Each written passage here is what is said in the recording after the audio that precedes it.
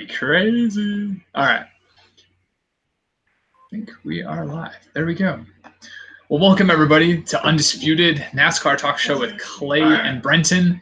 And in this episode, we are going to be discussing the Sonoma race, and we're going to be discussing the next race, which is Chicago.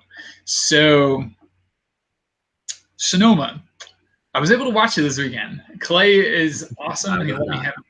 Yeah, I know, right? Clay was not, but he let me borrow his sling, and I watched it on my phone. So I watched the whole race through this little 4-inch screen or whatever my phone size is. So thanks, buddy. You're great. It helps because one of us got to watch it. Yeah. So out in California, that race was actually really entertaining. William Byron absolutely dominated the first stage. He took off from the start and never looked back. To be honest, I am really kind of curious at the strategy that gets involved here with Chad Canales. He's leaving William out there to win stages, which is good, but he's not finishing consistently enough. And we can kind of talk about that later in the show about how the points work, because that doesn't make any sense.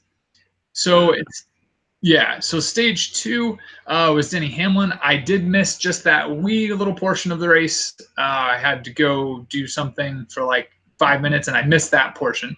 But Denny Hamlin won stage 2, which picked him up a lot of points. And then we had Martin Truex Jr., who pulled off the win. Towards the end, that was kind of a nail biter. I think a lot of people thought that Kyle Busch was going to be able to run Martin Truex down. There was a lot of talk of Martin Truex has been in this situation before. Do you think he'll crack under pressure? A lot of people didn't think he would, and he didn't. A lot of people thought that he had a lot in reserve, which it looked like he did. Kyle was definitely coming, but didn't have quite enough to get actually there to the bumper, and lap traffic wasn't a problem.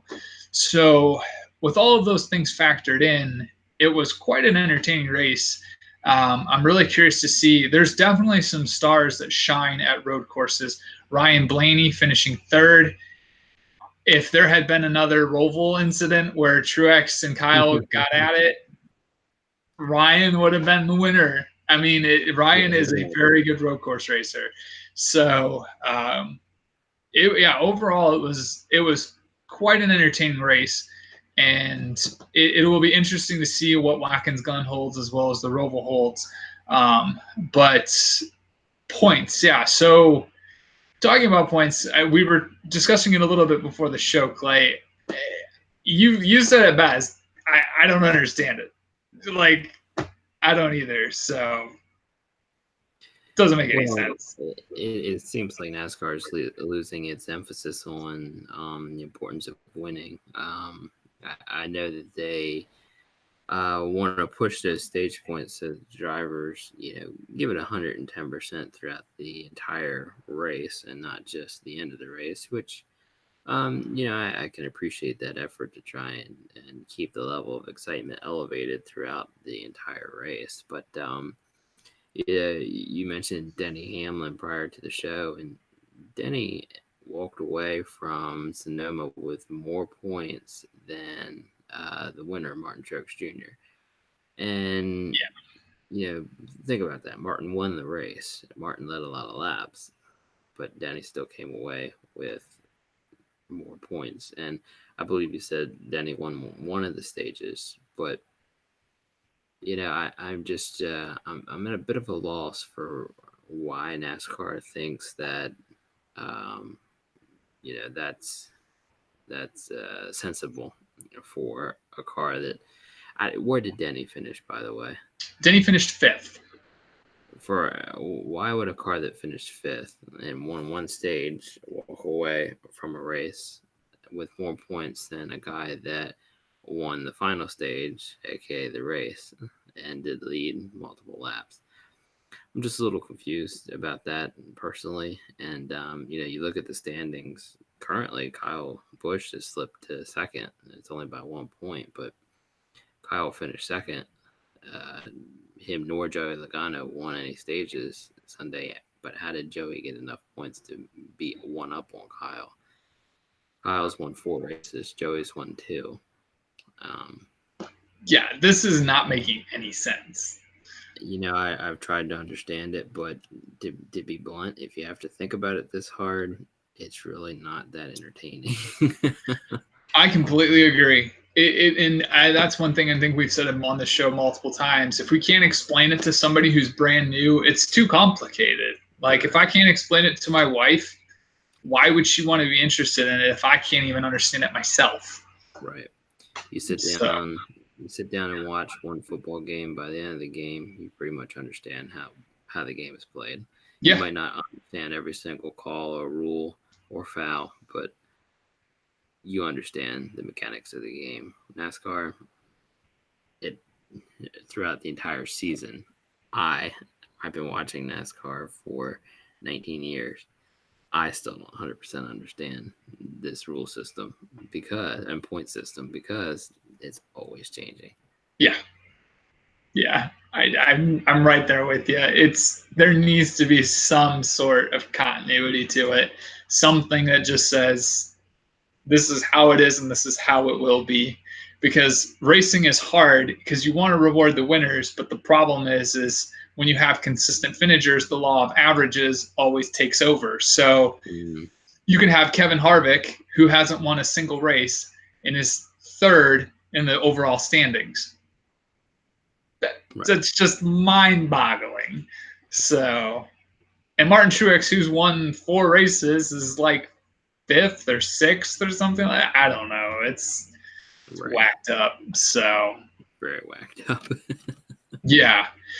All right. So obviously that makes no sense, but maybe our picks for Chicago will make some sense. What do you got? Who do you have for your picks for Chicago? Well, to be honest with you, it's nothing groundbreaking. I think we've seen a lot of patterns this year. Thus far, no major surprises at all throughout the season. William Byron has been just on fire on Fridays during qualifying, and getting back to 1.5-mile type tracks. I expect to see him and Canals pair up for a pole again this weekend. But do they carry that through to the weekend, to the race? No. I have Brad Keselowski coming up as Stage 1 winner.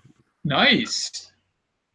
Yeah, I was looking at the results from last year. Brad did pretty well in that race, but then again, Brad does well in most races unless he runs into an error or problem. So I expect to see Brad do well. My guess is take Stage 1. But Stage 2 and the winner I have is the same person this week. We've seen that multiple times this year where Stage 2 and Stage 3, aka the winner, have the same or are the same person. He won the race last year, came up really close last week. I have Kyle Busch taking the win this weekend at Chicagoland. And then my long shot. I saw an article earlier today about him. It said this is probably one of his best chances to snap his winless streak at one of his winless tracks, best winless tracks. Jimmy Johnson's got to win a damn race before this year. Oh, yeah. It is. That is so funny because I literally was going to write Jimmy as my long shot. I didn't. It was him or the other guy who I did pick. It was going to be one of the two. So I'll start with my long shot. I picked Harvick for my long shot. He can snap a winless streak thus far there too. I think he could do it. But yeah, Jimmy was the second. Like it was Jimmy or Harvick.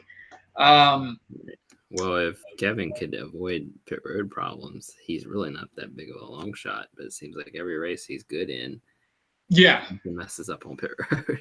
Yeah, they got to get that crew in better shape, and he's got to stop speeding and all the other penalties that go with it too. So it's not just them. Yeah.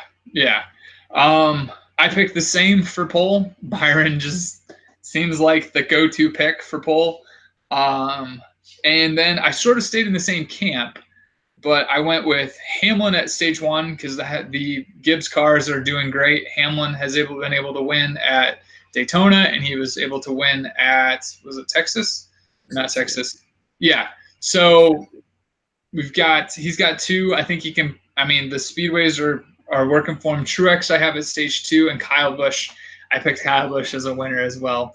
I think it's pretty obvious right now who's on fire and who's not. Right. So Kyle is great at Chicagoland. Yeah. Oh yeah. Yeah. He won there last year. That's that car, right? Chicago. That's Bristol, I believe. Bristol.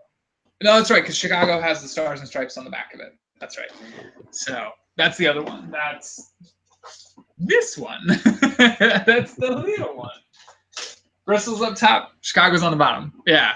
So, but yeah, he is very good at it. So I think after the momentum they had last week, but it's going to be interesting to see as the swing of the summer months goes, who's going to start picking up some pace, because I mean, there's a lot of races left. There's still half the season left, and that's a lot of the time for things to change. So, right.